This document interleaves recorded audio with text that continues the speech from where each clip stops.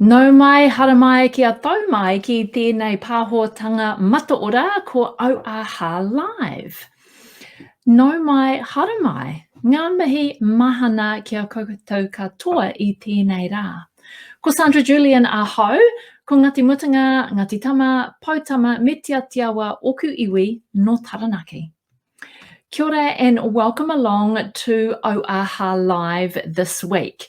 This is where I interview the many talented people that make up the business events industry here in Aotearoa and dedicate a lot of long hours to bring some magic to the world of our business events, allowing people to come together and connect in communities to do amazing things, really. I am Sandra Julian. I'm the founder of Auaha, which is a business events agency and an approved professional conference organizer. I host this Auaha Live every fortnight, so you can get to know all of these talented people, and I interview someone new every week so you can learn a bit about what they do, but also bring these talented people to the spotlight so you're a bit more aware of the services in the business events industry that are available to you. So if you're joining me live here today, please don't be shy. Drop us a wee comment. I'm just going to turn the comments on. I'll be able to see your comments. If you've got any questions for Jessica or for me throughout the session, pop those also in the comments below. We'd love to bring you into our conversation today rather than it just being a passive sit and listen. So my guest today is on a mission to help the business events industry understand social impact and show our value of the business events industry beyond just the economic numbers. So let me introduce you to Jessica Vandy, who is the founder of the 10th Letter. Jessica, welcome along to Auaha Live. Kia ora. Thank you for having me. It's great to be able to be here and share a little bit more about what I'm doing. Yeah, absolutely. So I know the 10th Letter is really new. So why don't we start with a bit of your backstory in what has led you to this point right now? What's been your experience and your history up until this point that's led you to this new venture? Well, I have quite a backstory. I never intended, and I'm sure this is the same for quite a few people that end up in tourism or business events. I never intended to work in the event sector. I actually trained as a classical ballerina. And that was going to be my career. And I was fortunate to study here locally in the Waikato. And I applied for a couple of different dance schools and ended up getting accepted to the Performing Arts School at AUT in Auckland. And it was a brand new contemporary dance course. And sadly, about 3 months into the course, I got injured and had to have surgery on my legs. And that was quite a challenging time for me because my entire career was built around being a dancer. Even though their careers aren't necessarily long, but I'd grown up kind of always wanting to be some kind of ballerina or dancer. So that'd been such a huge focus for me.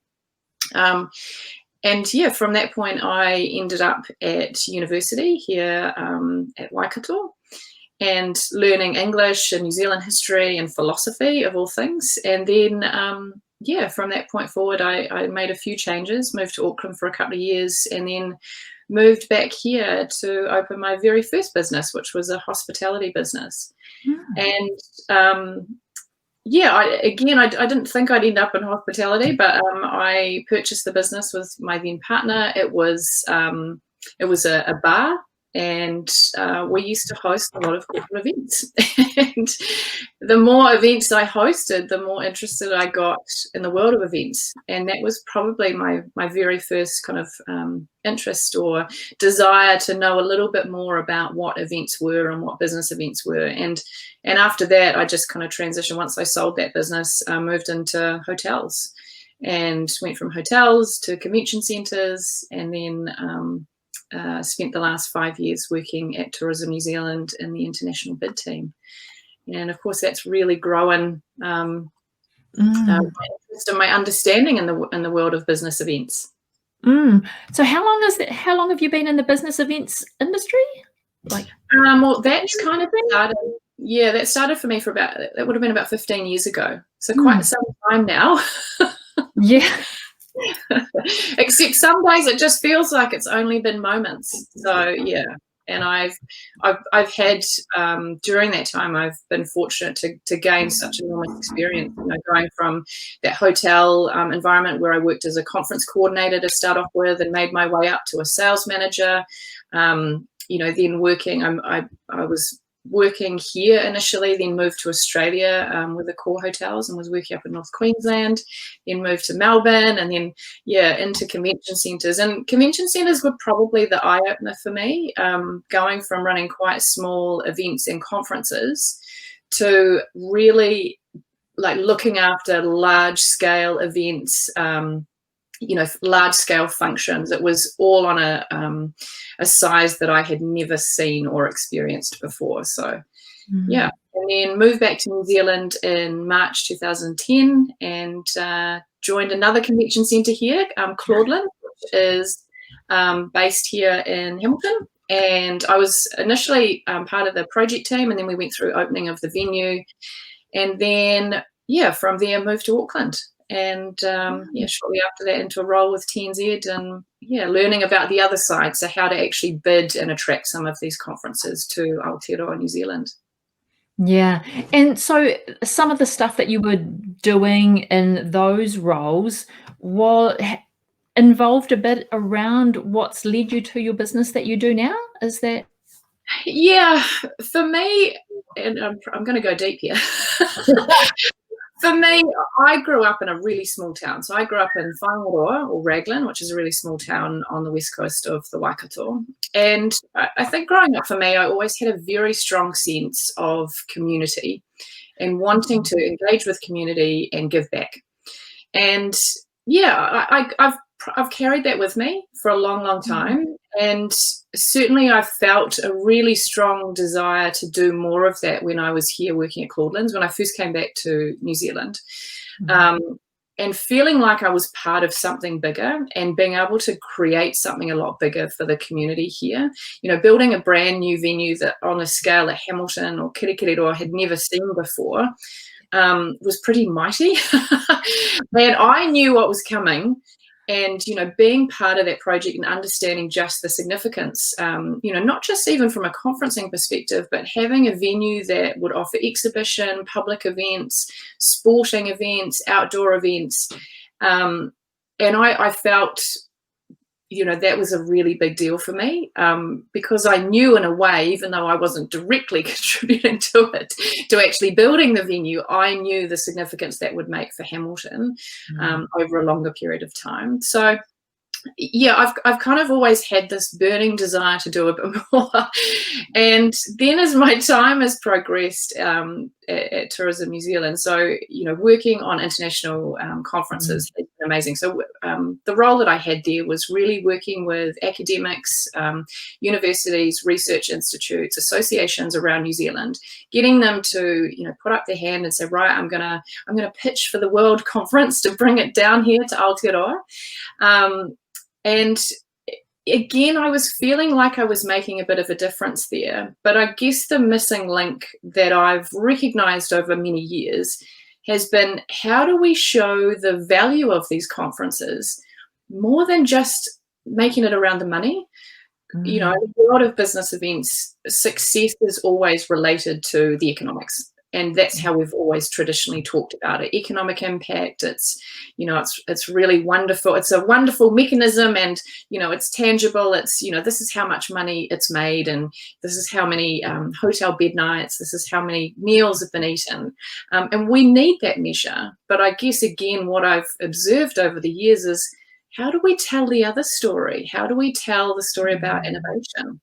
How do we share the story about some of the wonderful technologies, or the changes that occur as a result of a conference being held. And this isn't just about international conferences, this is about our domestic market as well. How do we look at social impact as a similar measure to economic impact? And look, it's not easy, but this is how I've ended up on this journey. It's kind of been, how can I look at offering or doing something a bit more to show the much greater value of our industry? Yeah. And that you're so true. We're all measured on that economic impact, but it's much bigger than that. So while 2020 has been a bit of a hurricane for most of us, you decided to take the leap from your job and launch your passion project, like in the middle of a hurricane where we're all getting like sucked up and spat out and doing the best at where we land when we get spat out the other end.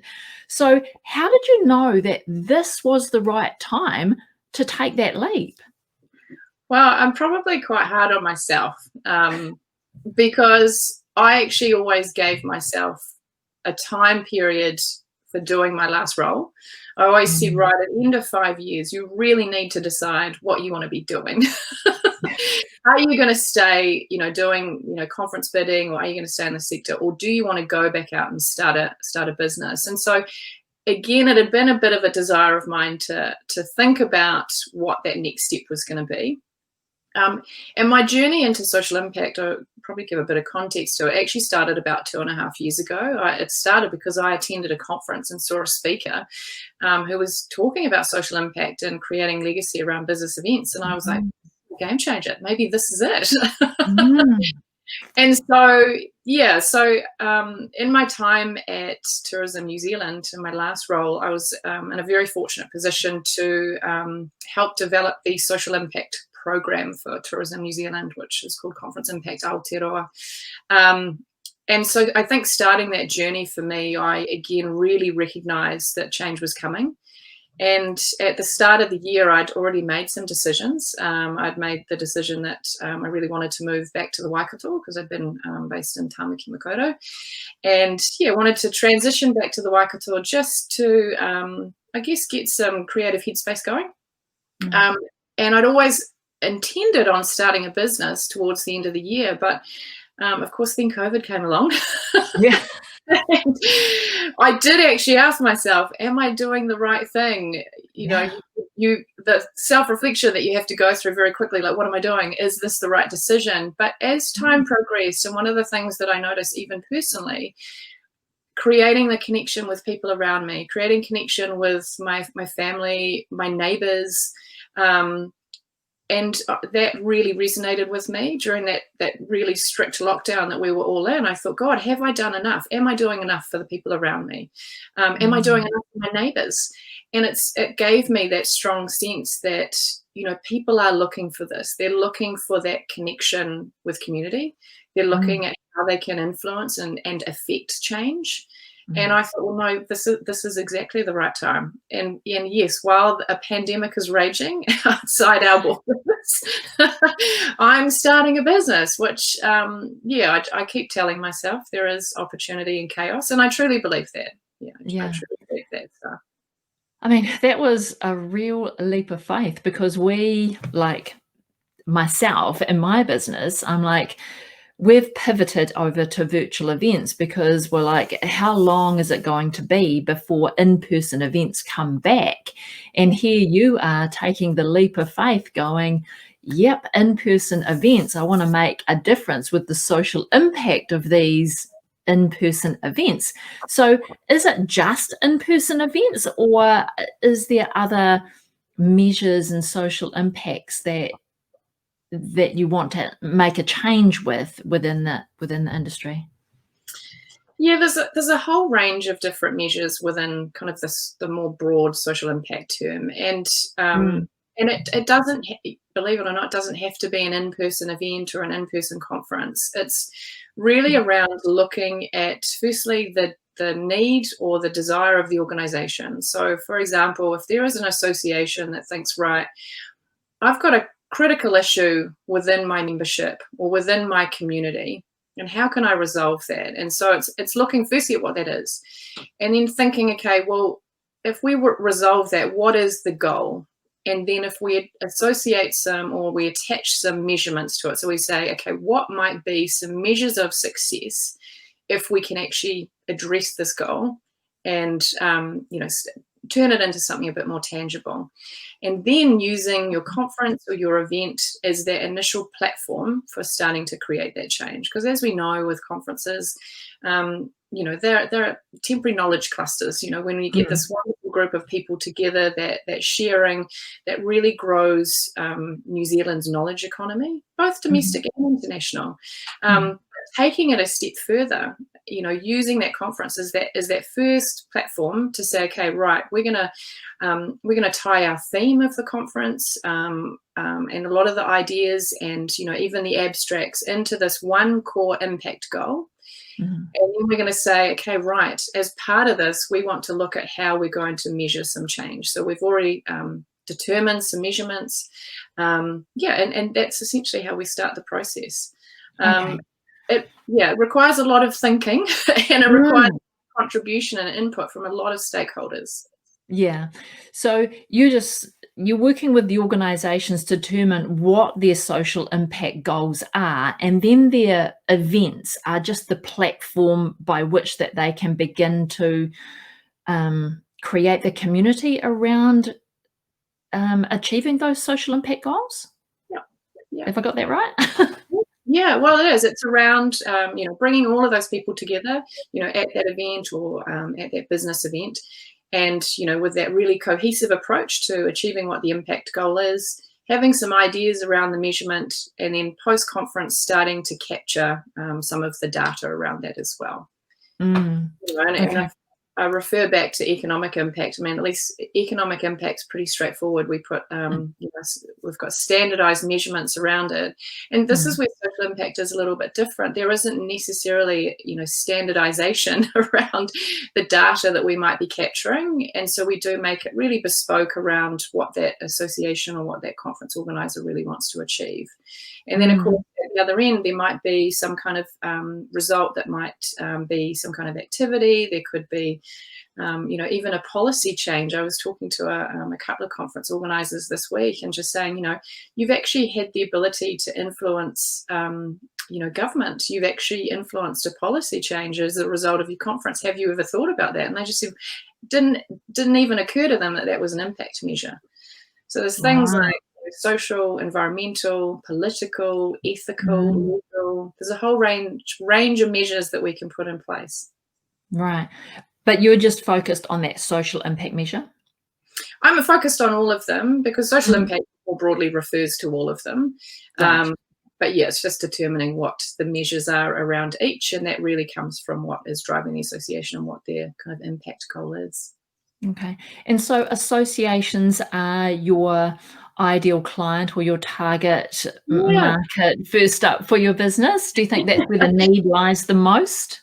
Yeah, first up. And I kind of looked at, obviously when you're setting up a new business, where is the new business going to come from? And I guess social impact more broadly around the business event space, impact and legacy is being discussed internationally quite broadly. And so having the opportunity to understand a little bit more a couple of years ago and bring that learning back to New Zealand, the ones, the business where I think I can support the greatest are associations, because they represent such enormous parts to our business and to our economy here in Aotearoa. And, if in the first step, my role is just to introduce social impact, get people to understand, build their knowledge, build that capacity, build that level of education around it, I've already been successful. So it's just getting associations on board with understanding that they have, the ability, as well as carrying a bit of responsibility, to be able to create some change in their communities. And what it also does for the broader business event sector is it gives us a much greater story to tell. If we can, we've all been in a situation where we've tried to explain to people outside of our industry what we do. And when we start to say, oh yeah, there was a wonderful conference here and it had 600 room nights, and we've all had the experience where someone they just glaze over and they're like, Yeah. well, that doesn't really mean anything. But if you could actually say, my conference created this change in the community, as a result of this conference, you ended up with an education program in a school. As a result of this conference, there's been a policy change. As a result of this conference, we've done something critical, left a program behind for the environment. It makes the narrative so much greater for us, and the improvement for business events overall is significant. And the connection, people will connect with those stories because it's, how does it impact my life, or how does it impact my community? And then they can relate to it. The fact that it was, X amount of bed nights means absolutely nothing. Although us in the industry know that brings money into the community. And when it puts money into the community, it helps everybody in the community. But it's quite removed from the being able to tell the story to the community and for them to see themselves in that story. So yeah, I like that. So what do you think the level, well, you probably already know, but what is the level of understanding here in Aotearoa around the importance of measuring social impact? Right now, I think it's pretty limited. I mean, social impact more broadly is out there. We're starting to see a lot more discussions in business around social impact and creating impact. But for business events, it's relatively new. There's a lot of new research that is out internationally, and that's only going to grow. One of my challenges that I do see at the moment is having standardized or universal terminology. There is a bit of a difference between social impact and legacy. Legacy is a term that gets used both, I have noticed just recently, a little bit more in the UK and Europe, and even in the US. We're down here, we're probably more inclined to use social impact because it ties into our Aotearoa's understanding of social impact a little bit more. And so go into that a little bit deeper. What do those overseas countries, what do they kind of term legacy, and how is that different from social impact?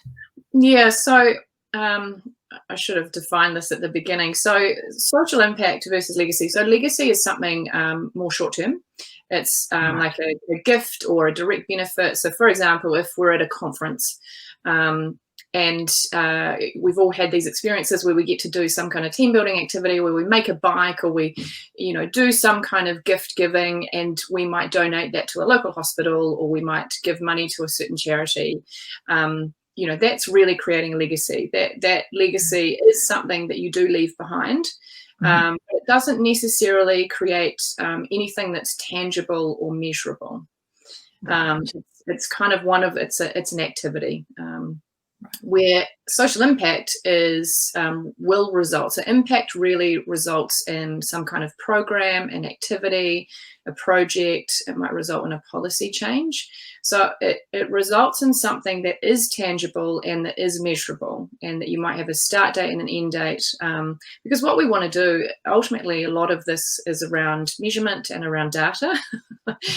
And we want to be able to show that. So we want to be able to show the positive improvement. And so, yeah, the difference for me is really the legacy is just something short-term, that direct benefit, versus impact being long-term, tangible, measurable, with some really clear outcomes. And in Europe, sorry, we'll say in Europe, they're changing the terminology. So they use the term legacy more broadly, which essentially to them means impact. Right. Yeah. So there's still a kind of a blurred line on that terminology in a global environment. Yeah, there is. And I don't think that's going to move away anytime soon, but I guess as long as everyone's aware of the difference in how we're talking about it. Do you think corporate do this well already? Because, corporates are conscious of their impact beyond just their bottom line. So do you think corporates are doing this better than maybe associations or the smaller business owners?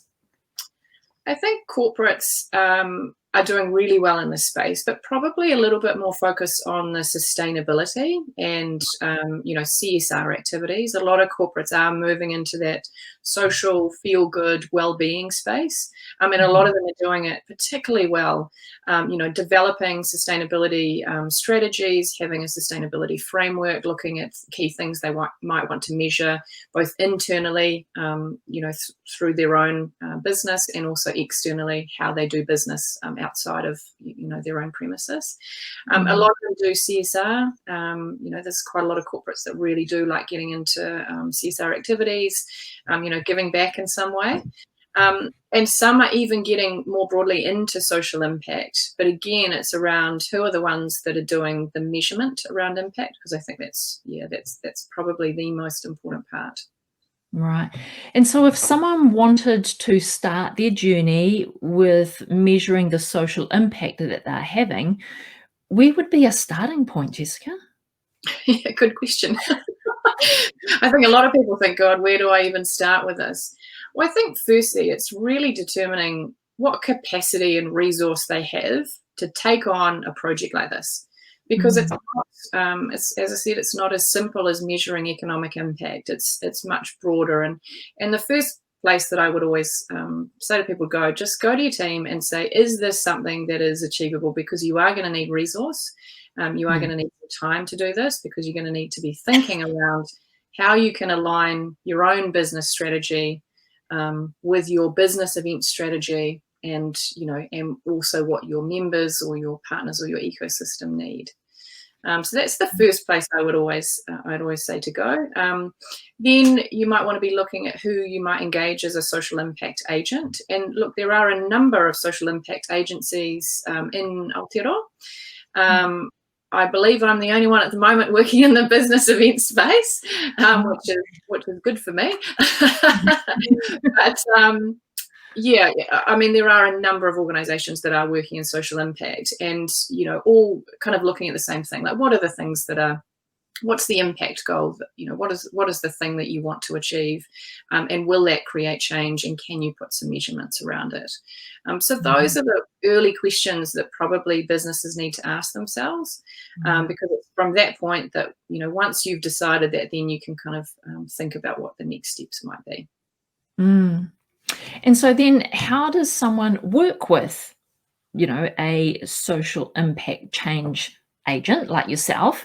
Is it a long-term relationship, or is it a one-off kind of consultation? How does that relationship work? So how does someone engage a consultant to help them start this journey? Well, firstly, it depends where they're at, again, as an organisation. So do they have some resource in their team that might be able to help them on their social impact journey? And, a lot of the stuff is just learned. It's just, skills that can be acquired.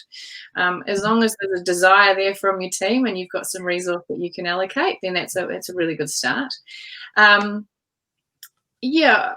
guess there are two parts to it. Firstly, you can engage some kind of social impact agent to really, give you the initial training, give you that foundation, because I think that's critical. It's bringing everyone up to the same level of understanding in the first place.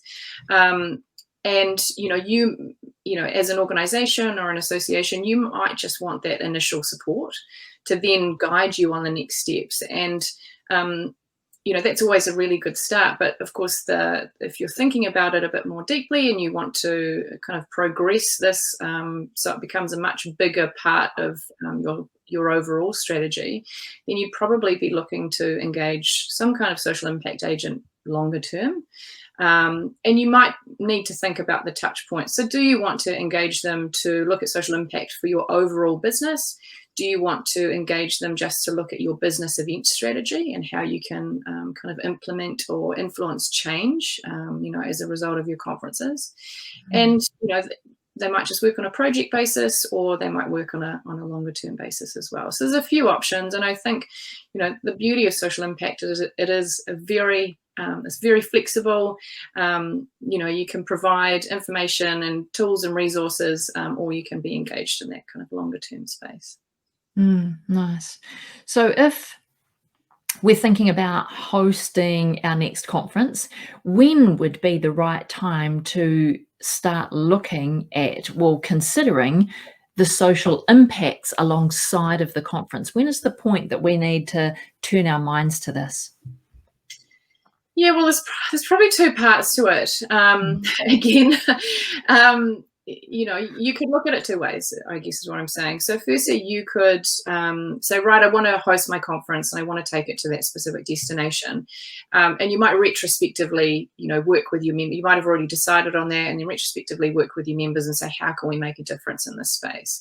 But probably the space that I would be more encouraging is before you even determine your destination, and when you're in those very early stages of conference planning, actually go to your community then and say, what is the issue, what is the need? Because that might end up determining where you host your conference. So if there might be a specific need in a destination, then they might say, hey, look, we might have an issue, in Northland or in Bay of Plenty or in Taranaki. We might want to take our conference there for a specific reason. So I would say as early as possible.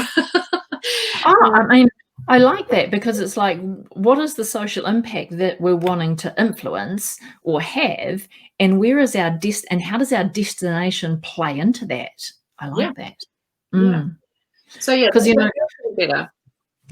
Yeah, I'm a big fan of, how does your destination and your venue play into your brand?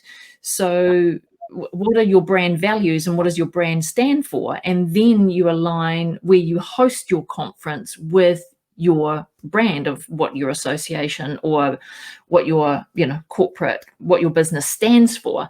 So this is just taking it that, giving you another dimension within that to think about and choosing your destination and how that relates to your brand and your location and your venue that you choose, that brings it all together, that forms part of that story at a core level. Well, I think when you start to think about the destination as well, it's really enhancing our business event sector overall, because it's offering so much more to a destination. If you can say to them as a conference organizer, hey, we want to do this. Our members have said we want to bring this here. We want to resolve this issue. Now, what can you do as well? So the Convention Bureau, the Regional Tourism Organisation, economic development agencies, there's a number of kind of stakeholders that can be involved that can all contribute to providing so much more value. Yeah, nice. I mean, that brings up my other question. How do regional tourism operators and convention bureaus, how do they play into this story? Yeah, that's again another good question, and I say that because, and if I think to a lot of our convention bureaus around Aotearoa, a lot of them are really small and not well resourced, and so they do an enormous job on the very small amount of money that they have. And so, I am conscious that, for some of those smaller destinations, or if you're taking a conference into even a destination that might not necessarily have a convention bureau, there can be challenges from doing that. But the only thing I would say to convention bureau managers and the team there is really understand your local association market, understand, what's happening out in your community, what the key sectors are, and how you might be able to create new relationships as a result of, that conference coming to their destination. Because I think it's really important to understand more broadly outside of the world of business events who all your clients are in your local destination, be able to make those connections for conference organizers. Again, you add so much value as a destination if you can make these connections for people that are coming into your town or city or region. Nice. Yes, for sure. Jessica, what does the future of the 10th letter look like? What's your bigger picture for the 10th letter, given that you're just a baby at the moment? Yeah, I'm still only the end of week 4, so I'm pretty new into the world of being a small business owner. Look, there's three pillars to my business. I'm doing some project work, supporting businesses with content and communications. The social impact part of what I'm doing is my passion project. So, you know, when I get an opportunity to work on that with some associations or conference organizers in the future, that's going to be, that's the really big thing for me. Yeah, but right now, I guess, you know, we've all had a bit of COVID fatigue, and I'm very conscious that as we head into Christmas, you know, everyone here in Aotearoa is looking forward to a bit of a break, a bit of a holiday, you know. And when we've had these, you know, small amounts of community cases, we all collectively hold our breath in the industry again. So yeah, these few months I've just kind of been dedicated to building my brand, letting people know what I'm doing, and I'll continue that in the new year. And yeah, big goal just to grow the business a lot more in 2021, and quite a lot of focus around education and training. And I'm excited by that because, you know, getting to share something that I'm passionate about, and, you know, knowing that it is going to provide so much more value to the industry, to, you know, conference organizers, to associations. Yeah, that gets me excited. So we can look forward to some workshops around creating, you know, social impact policy within an association or a small business. Yep. You'll be able to see me. I'll have some exciting news in the new year about some training opportunities. But yeah, if anyone is interested, I would just encourage them to get in touch, even if they just want to understand, you know, the fundamentals. I've got a couple of you know, documents that I can share with people that I'll be putting up in time on my website. And yeah, over the next few months, I'm going to be sharing a lot more content, stuff that will be available free for people to download so they can really understand. And then in the new year, there's going to be yeah, some training that will be available for people, but I'll be able to share that in January. Oh, that's exciting. Yay. All right. As we wrap up, I always ask guests one question, and that is, what has been your one aha moment that you've had in your career and your business journey? My aha moment, and I'll refer back to attending this conference 2.5 years ago in Ljubljana, Slovenia. I actually didn't even know where Slovenia was before I went, but I was fortunate enough to be able to go and attend this conference. It was a 3-day conference, and it was international associations, destinations, conference organizers, venues. They workshop for 3 days. And I was the only delegate from New Zealand, Aotearoa, and, you know, going up to Europe into an environment that, you know, they do things a bit differently. And so I was excited to be able to share what's happening down in our part of the world, and learn from all of these other people. But that my aha moment was definitely the session that I sat in on impact and legacy, because I thought, you know, I'm sitting here listening about how I can give back in a tangible and measurable way and teach others how to do that. And I thought, this is it. I never thought in my career that I'd have the moment where you get the light bulb moment, because you see it in other people. But I thought, oh no, it's just, maybe it just doesn't happen for everyone. That was my light bulb. That was my aha moment. And to know that and come away from that feeling like I'd got a sense of that, you know, this is it. I'm taking this back to New Zealand, and I just want to grow my knowledge in this space. And ultimately, it's that moment that has led me to where I am now. So I can only be incredibly thankful for the opportunities I've had. Yeah. Ah, that's so good. It's when you find that one thing that just, turns that light bulb on, you can't stop thinking about it and exploring it and taking it to wonder what you could do with it. So I'm excited to see what you do with your new business and what we can look forward to in the new year, and finding some social measures which we can all get behind rather than just that economic impact. Whilst that is important, I think the people will get behind a social impact and it will become a movement, not just another event. So I'm excited to see what you do. Thank you so much. I'm excited. Yeah. Thanks for joining me here today. It's been an absolute pleasure talking with you. This truly isn't something that I give much thought to when I'm working with a client, but yeah, it's now given me lots to think about. So thanks for coming on and sharing that with us. I'm sure everyone else it's given them lots to think about as well. Oh, thank you. Thank you. Namahe. And I will put all of your links to where people can get in touch with you and your website. So if people have more questions about how they start their journey to putting social impact goals into their organization, they can reach out and have a conversation with you.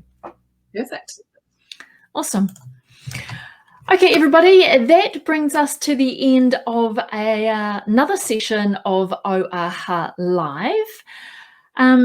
If you are joining me live, if you joined us live, or if you're watching the replay, please do share this video with your networks. You never know who in your network might appreciate this information and might be looking exactly for the thing that Jessica has to offer. So please make our video viral, share it, and inspire others to make social impact goals within their business. So I will be back here in 2 weeks' time. We come to you live on our Facebook page every fortnight to interview the many people that make up the business events industry here in Aotearoa. So if you want to be reminded about our next episode, go ahead and like our Facebook page, or you can like our LinkedIn page, or even jump on over to our website, auaha.co.nz, and subscribe to our newsletter. We notify you every week just before we go live so you can come join us. I will see you back here on the 27th of November for more Kōrero with real people behind the scenes of the business events industry here in Aotearoa. Until next time, kia pai o koutou rā whakatā, mā te wā.